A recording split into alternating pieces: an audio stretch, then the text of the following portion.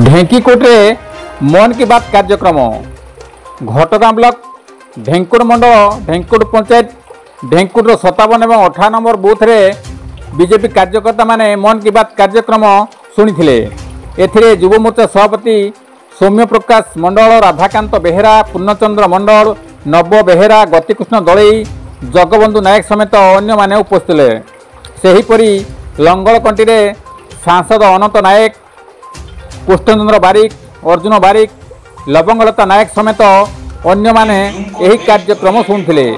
काशीबेड़े सांसद प्रतिनिधि अखिल कुमार पात्र टिलू राउत एवं तंडीबेड़े शरत राउत को नेतृत्व में बीजेपी कार्यकर्ता माने मन की बात कार्यक्रम शुणुवार चित्र देखा मिली।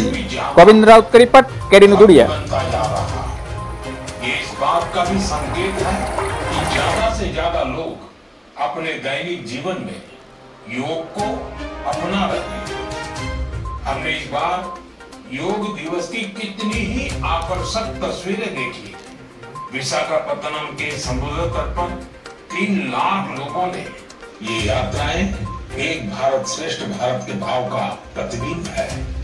जब हम श्रद्धा भाव से पूरे समर्पण से और पूरे अनुशासन से अपनी धार्मिक यात्रा संपन्न करते हैं तो उसका फल भी मिलता है।